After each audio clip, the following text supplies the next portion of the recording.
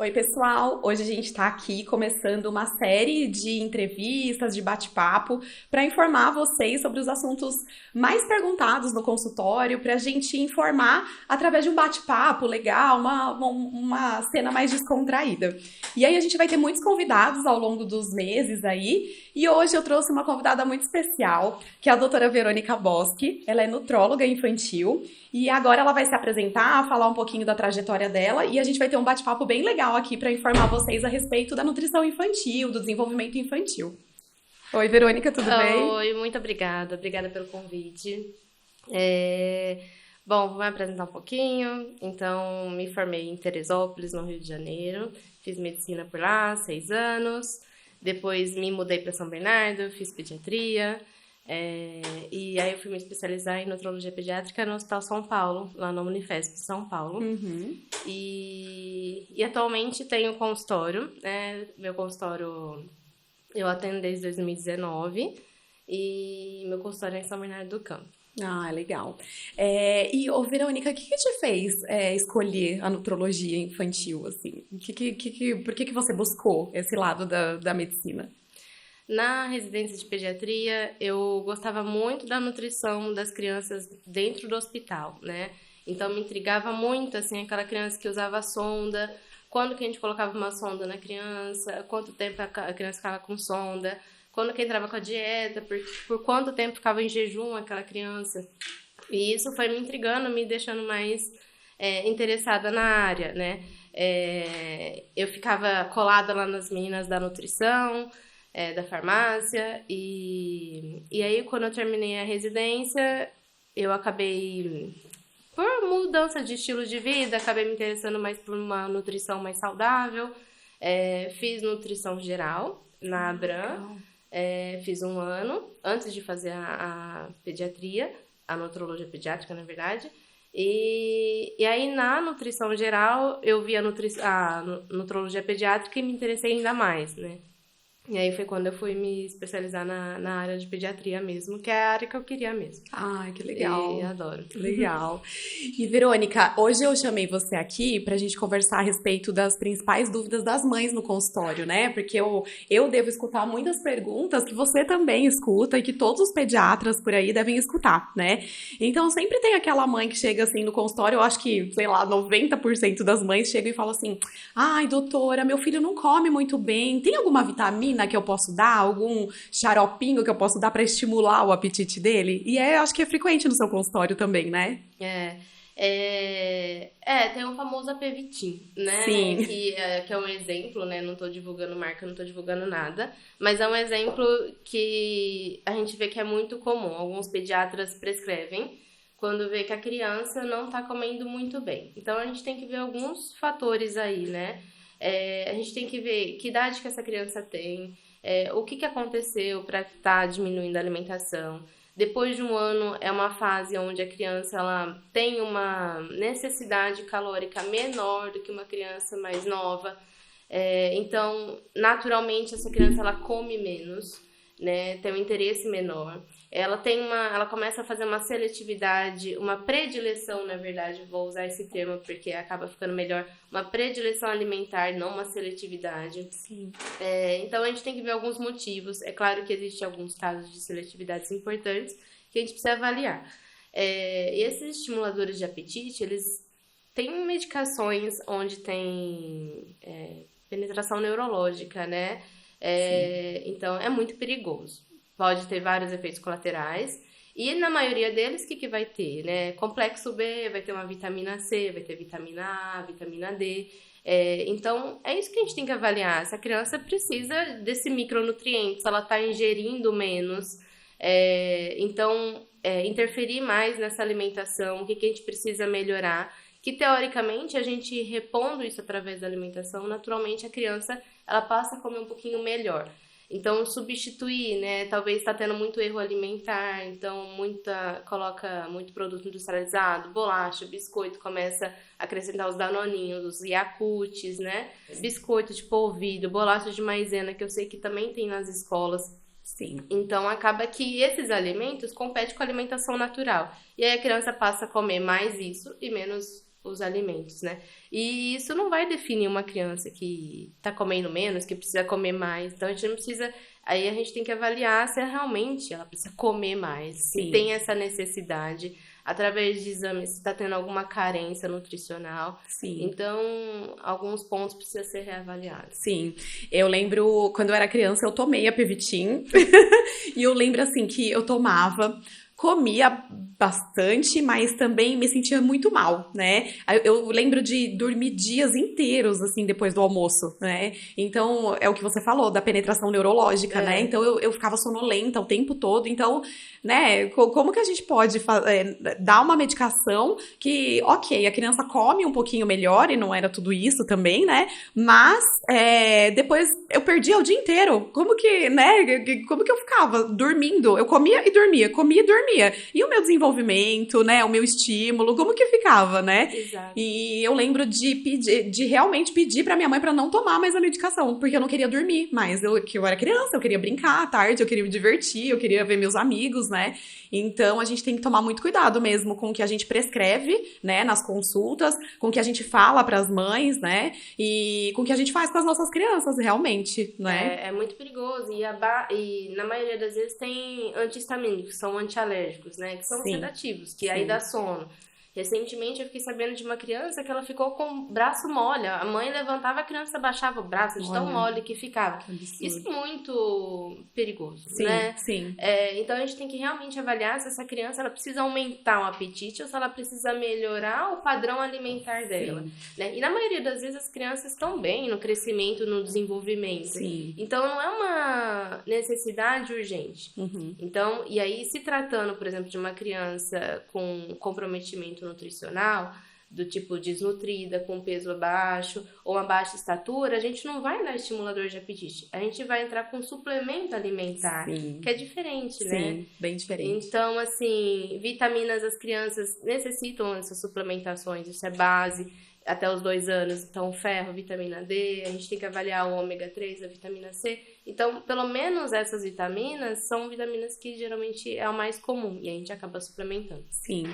E também tem o contrário no consultório, né, Verônica? A gente encontra mães que falam assim: ai, meu filho come super bem, eu preciso suplementar com alguma vitamina, preciso dar alguma vitamina pro meu filho, né? Isso. E aí a gente vai avaliar também, né, se tá bem na altura, se tá bem no peso, se tá com excesso de peso, se não tá. Então, vai depender da faixa etária.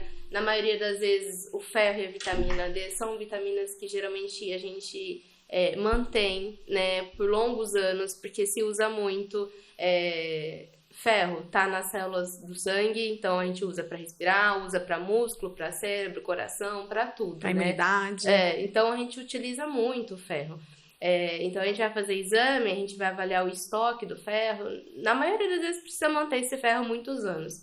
E a vitamina D também é uma vitamina D que está em todas as funções do nosso organismo. Então, pelo menos essa geralmente a gente acaba precisando avaliar e geralmente mantém. E aí a gente vê no consultório também os pais muito preocupados, né, com a alimentação do filho, com a saúde. Só que aí a gente para e pensa: será que eu tô dando o exemplo certo para os meus filhos, né? Será que eu tenho uma boa alimentação? Será que eu pratico atividade física? Será que eu tomo água o suficiente? Porque os nossos filhos são o nosso espelho, né? Eles reproduzem o que a gente faz, né? Então, o que você tem visto assim no seu consultório? Porque muitos pais exigem que a criança coma salada, coma folhas, coma legumes, verduras e não comem. Pedem comida pelo aplicativo, acabam comendo sanduíches, não param para fazer uma refeição, para sentar com a família, mastigar direitinho, ele ter aquele tempo com a família. Então, e a gente acaba exigindo isso das crianças, né? Então, se a gente não se alimenta bem, não faz atividade física, a gente também fica numa situação difícil de exigir da criança que isso aconteça, né? E como que você vê isso no seu consultório? Com certeza, né? E eu acho que tem muita influência a partir da introdução alimentar, com 6 meses, né? E a maioria dos casos a gente vê que os pais não acrescentam, por exemplo, os vegetais, né? Porque é folha, e tem muita coisa crua, então no começo a gente pede até para cozinhar, né? Para deixar mais mole, mas não é introduzido. E aí depois de um ano, se a gente quiser que essa criança come, é muito mais difícil. É difícil. Então, assim, a introdução alimentar, ela faz muita diferença. E ela vai seguir o padrão dessa família, exatamente como você falou, né? Então, se é uma família que não janta, come um misto, come uma bolachinha e chá, come uma pizza, uma crepioca, uma tapioca, alguma coisa assim, essa criança, ela vai passar a ter um padrão de não jantar também. Então, o padrão da família é o que a criança vai seguir. E aí, depois de um ano, por conta aí dessa predileção alimentar, fica muito mais difícil adicionar coisas novas. A criança fica mais resistente. Eles aprendem a falar o não.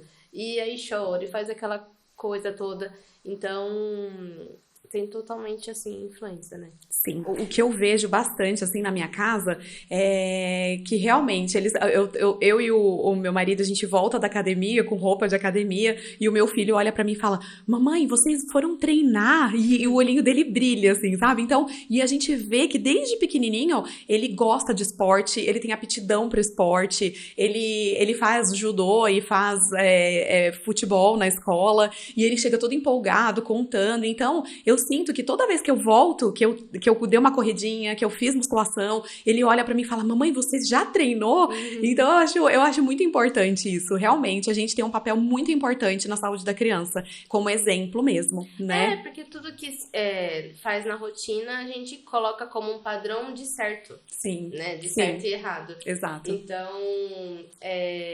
se a gente tem uma rotina ali de atividade física, aquilo passa a ficar como o que deve ser feito. Sim. Né? E a criança vai seguir aquele fluxo. Exato. Eu só chego e assisto televisão. Final de semana é o tempo todo lá na TV. Aí bolo, pipoca, aquela coisa assim. E a criança passa a criar esse hábito, né? Esse estilo de vida. A gente deve estimular a atividade física. E isso também os pais, eles têm que seguir também, né? Então, se a gente quer seguir novos hábitos saudáveis com a criança, a família toda ela tem que seguir, porque senão a gente não consegue manter mesmo. Com certeza.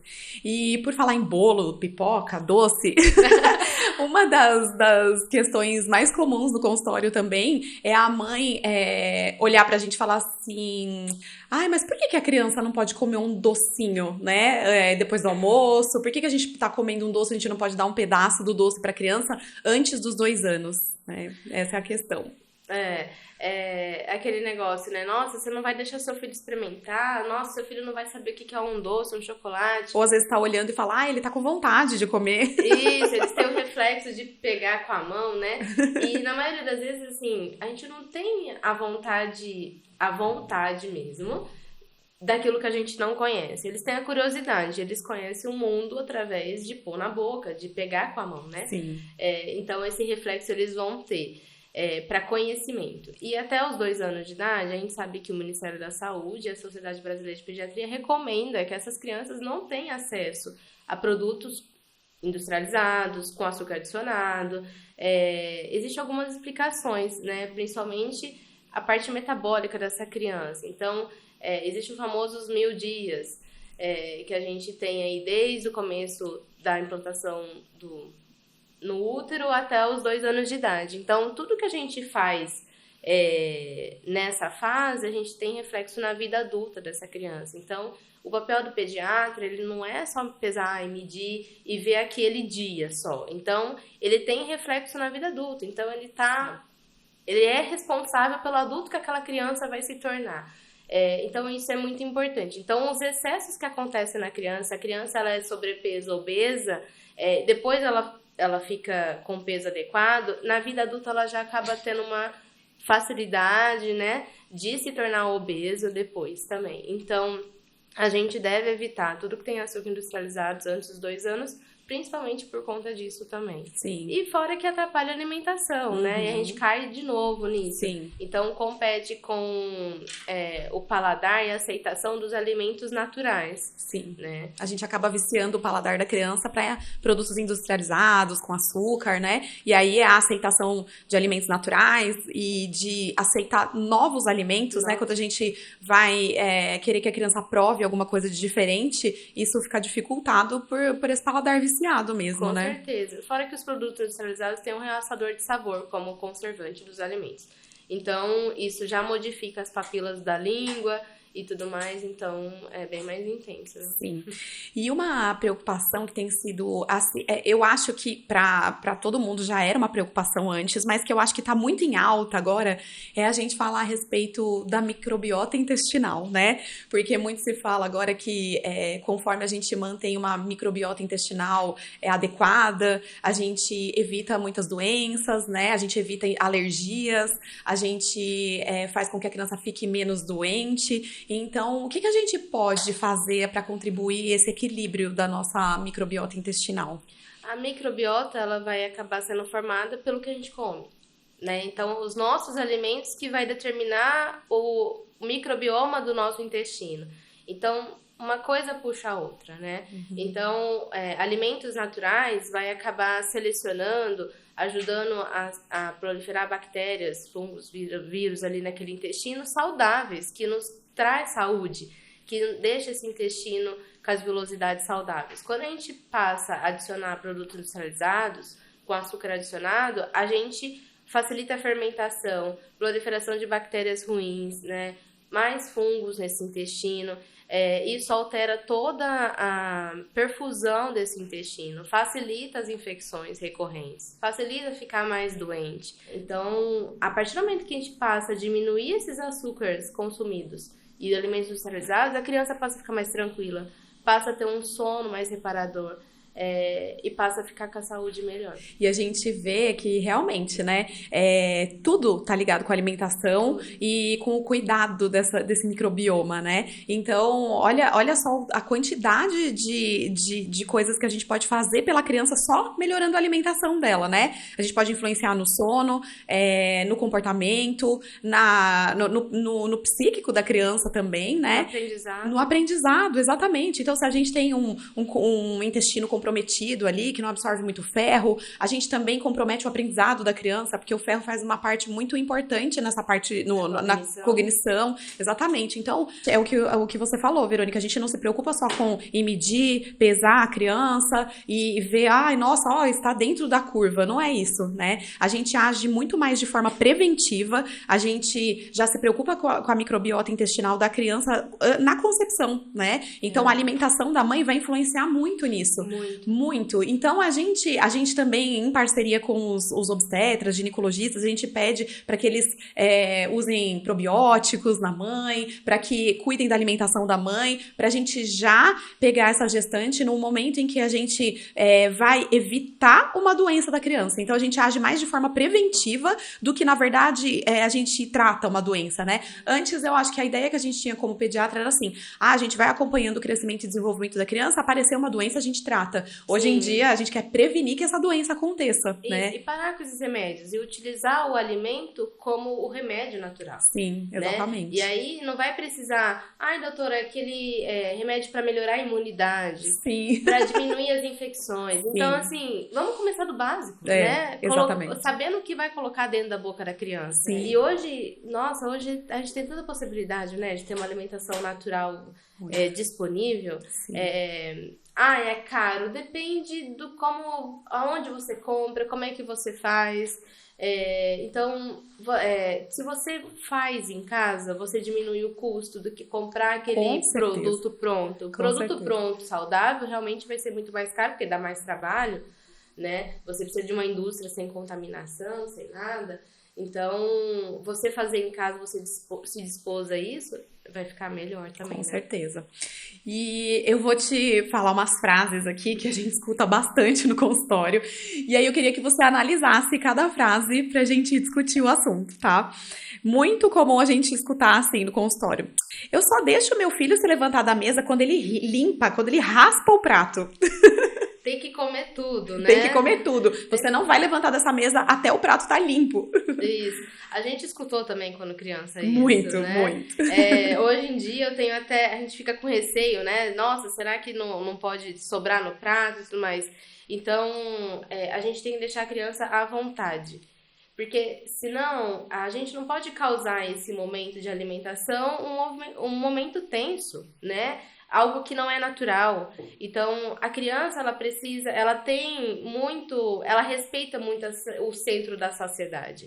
Nós, adultos, não. A gente tá lá, a gente quer ficar empanturrado. A criança, não. A criança, ela fica saciada, ela imediatamente ela se manifesta. Sim. Então, a gente tem que respeitar isso e saber o que sacia aquela criança. E vai avaliando, né, o que ela tá comendo, se tá sendo suficiente pro ganho de peso, de altura. Então, a gente tenta passar muito esse negócio. A criança, ela não comeu aquela quantidade que eu almejo, que eu quero. E não necessariamente a quantidade que ela precisa. Exato. E é uma quantidade que a gente estabelece, né? Que não tem sentido a gente colocar essa quantidade de comida que eu coloquei no prato, ele vai ter que comer. Eu tenho os dois lados lá no consultório, né? Um que a família monta o prato e a criança come menos e sobra no prato. O outro é aquela criança que a gente precisa estar o tempo todo ali aumentando a oferta calórica para ela conseguir fazer aquele ganho de peso de altura. Sim. Então, por exemplo, um bebê de 1 ano, de 2 a 3 colheres de sopa de cada grupo alimentar, que a gente estabelece os 5 grupos alimentares. E, geralmente, gente, é um prato de adulto. Enorme. E as pessoas falam assim, ela come tudo isso. Gente, é tudo isso. Sim. E tem aquela criança que não precisa comer tanto, que senão vai fazer sobrepeso, né? Sim. Então, cada criança necessita de uma quantidade. E a criança, ela não é obrigada a comer tudo, ela é obrigada a comer aquilo que deixa ela saciada. Sim. E ela simplesmente pode sair ali da mesa naquele momento que ela ficar saciada. Sim, é isso que eu sempre falo para os meus pacientes no consultório, para as mães, que hoje em dia a gente se preocupa assim com o desenvolvimento e o crescimento, colocar as crianças na curva, só que muito mais do que isso, a gente quer que a criança tenha uma boa relação com a comida, né? Então, a partir do momento que você põe aquela quantidade de comida no prato e fala, você não vai levantar daqui até você comer tudo, já a gente não tá querendo que a criança estabeleça uma boa relação com a comida, exatamente, né? Então, eu acho que é importantíssimo a gente respeitar a saciedade da criança, respeitar a preferência alimentar da criança. Ela não gosta de abobrinha, mas ela tá ali comendo alguma outra coisa do mesmo grupo alimentar. Sim. E tá tudo bem. E tá tudo né? bem. E é a preferência, é o paladar da criança. E de criança para criança isso muda, né? Então, e com relação à quantidade também, é o que você falou. Uma criança depende de uma quantidade para ficar saciada, a outra depende de muito menos, por exemplo, e tá tudo bem também, né? Então, eu acho que a gente tornar a relação da criança com a comida agradável, o momento da refeição agradável, isso já facilita muito, porque eu tenho certeza que muitos dos traumas alimentares que a gente tem hoje em dia, a gente carrega dessa infância, né? Com certeza. De ter que comer tudo do prato, de ter que comer uma coisa que a gente não gosta, que não agrada ao nosso paladar. Não, abobrinha, põe aí, ó, você tem que comer abobrinha. A abobrinha é super importante, só que tem outros alimentos do mesmo grupo que são importantes também. E não né? permite a criança falar assim, não tô mais afim de comer aquilo. Sim. Comeu tomate, de repente ela para de comer o tomate. Tudo bem. Tudo bem. Dá um tempo. Sim. Talvez ela volte a comer mais pra frente, Sim. né? E muda a outra opção de legumes, Sim. né? Ou, tipo assim, você colocou uma coisa no prato, ela não quis comer aquilo, quis comer as outras coisas. Tudo bem, mas você não vai depois colocar mais do que o outro, né? Deixa ela comer aquilo e tá tudo bem. Tá tudo certo. Né? E tem que respeitar isso mesmo. Sim, com certeza. A gente, às vezes, né, olha aquilo no prato e fala, hoje eu não tô afim de comer um tomate, hoje eu não tô afim de comer o pepino. E ok, né? Então a gente, assim como a gente se respeita e não come quando não tá afim, a criança também tem que ser respeitada, né? Tem uma outra coisa que eu sempre escuto, né? Filho, come tudinho, viu? Se você come tudo, aí vai ganhar tal coisa. Se você raspar o prato hoje, a mamãe vai dar aquilo. Olha que tensão, né? Um negócio tão automático, as pessoas... Comer não é natural, é fisiológico, Sim. né? E aí virou uma coisa de troca, né? E tem que fazer aquilo. Então, assim, é como se fosse uma obrigação, algo muito forçado para ganhar aquela outra coisa. Então, assim, essa troca é muito ruim, fica muito negativo, né? Isso não é saudável, né? Muito chato, muito ruim isso. E, por exemplo, a gente também escuta muito no consultório, né? E se meu filho comeu pouco ou numa refeição, por exemplo, eu dou um leite ou dou um doce depois do almoço para compensar, aquela sobremesinha ali, como é que é? Isso é muito comum, né? Então, assim... existe uma orientação de que a criança, na maioria, né, de cada fase, a criança come de 3 em 3 horas para ela conseguir adquirir aquela necessidade calórica que ela precisa. Só que tem dia que a criança não tá bem, assim como a gente. Tem dia que ela tá meio mais chorosa, tem dia que ela não tá com o apetite daquele jeito que tava no dia anterior, e aí ela come menos. E aí, geralmente, o que a gente vê, por exemplo, nossa, comeu pouco, ao meu ver, né? Antes a criança comia, ela comeu metade do prato, ou comeu 1/4 daquele prato, e aí a mãe vai lá e dá uma fruta, depois a criança pede um doce, ou ela aprende essa troca, ou ela tenta recompensar isso pra ela, na verdade. Sim. E não respeita que tá tudo bem, deixa ele comer aquela quantidade e espera um pouco, Sim. né? E aí dá o próximo alimento naquele outro horário. Talvez ele vai comer melhor, Sim. né? Talvez ele não tá tão legal naquele momento. E essa troca, ela não é legal, porque chega um momento que a criança, ela aprende a fazer essa troca. Sim. Então, e aí ela, assim, a fruta, o doce é muito mais atrativa do que um legume, alguma coisa assim. Sim. Então, ela faz ali aquele charme, aquela birrinha, aquela pirraça, que sabe que ela vai ganhar alguma outra coisa. Ela já vai sabendo que vai existir a troca se ela não comer, né? E aí eu acho que isso é um caminho sem volta, né? Se a gente começa nessa negociação, né? Tudo bem, você não comeu bem hoje, então eu vou te dar isso aqui. Eu vou te dar um doce. Então, eu acho que é bem difícil. E muitos pacientes chegam nessa situação no consultório, né? Olha, meu filho não come isso, não come aquilo outro. Aí a gente vai descobrir que realmente tem sempre, toda refeição tem essa troca. Não comeu bem, tomou um leite, não comeu bem, comeu uma fruta, e não espera realmente a próxima refeição pra gente ver qual que vai ser a aceitação da criança naquele momento. Aí cai naquele momento, porque meu filho é seletivo, porque é difícil de comer. Então, são pequenas coisas, assim, desses comportamentos que, se a gente não persistir, não voltar sempre para o que estava fazendo certo, pode causar esses erros alimentares, né? Sim. E aí passa a reduzir a ingesta daqueles alimentos que ela precisa. Então, e aí das vitaminas, do complexo B, principalmente, através do alimento. E aí a criança passa a ficar mais doente também. Sim. Né? E aí isso vira um ciclo, né? Porque aí não consegue adquirir o que precisa, micro e macronutrientes através da alimentação, e aí a mãe quer remédio pra suprir essa necessidade, e aí quer um monte de vitamina, e aí a criança continua não comendo bem, enfim, isso aí vira uma bola de neve, né? E aí só porque, por exemplo, não comeu bem o prato ali daquele almoço, daquele jantar, e só porque tá tomando um leite ou comendo uma fruta, acho que tá tudo bem por ser um alimento ali saudável. Sim. Mas não, gente, cada alimento no seu determinado horário, né? Sim, com certeza. E todos são importantes e todo faz sua falta. Sim, né? Com certeza. Tem uma outra coisa que a gente escuta muito no consultório, e principalmente, assim, quando eu vou fazer essa parte da introdução alimentar, eu peço pra família, assim, quem vai participar da introdução alimentar? Quem participa da rede de apoio, ali, dos cuidados com a criança, seja a babá, os avós, eu preciso que eles estejam presentes pra gente conversar a respeito do método que a gente vai escolher pra alimentar a criança, de como a gente vai fazer pra alimentar a criança. E aí eu escuto muito, assim, principalmente dos avós, né? Eles falam assim sempre pra mim: meus filhos tomaram chá pra cólica. Os meus filhos tomaram iogurte antes dos 6 meses, né?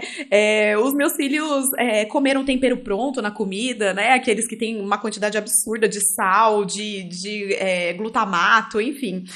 Comeram doce antes dos 2 anos e eles estão aí, ó, estão vivos, né? A gente escuta bastante isso.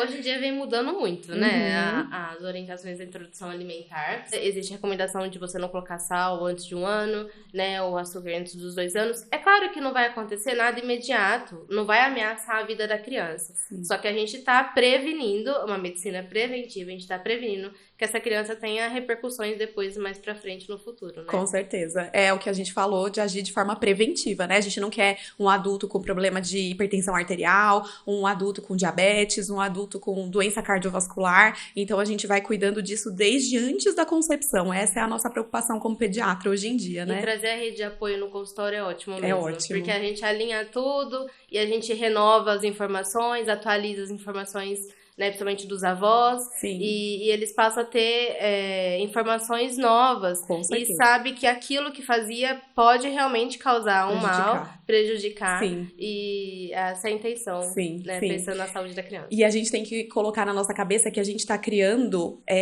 adultos saudáveis, que a gente tá criando crianças saudáveis e não sobreviventes, né? Exato. Porque os adultos sempre vêm com essa, ai, não morreram, estão aqui, ó.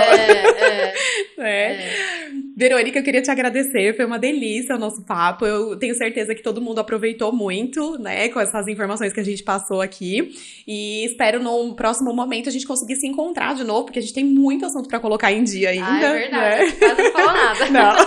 Muito obrigada. Adorei. Imagina, obrigada, adorei a sua presença aqui, tá bom? Um beijo. Pessoal, obrigada. E aí a gente vai trazendo muito mais informação pra vocês aqui. Aí a doutora Verônica vai vir mais vezes aqui pra gente conversar a respeito da alimentação. Não fiquem ansiosos, que a gente vai tirar mais dúvidas de vocês. Um beijo e até a próxima. Um beijo.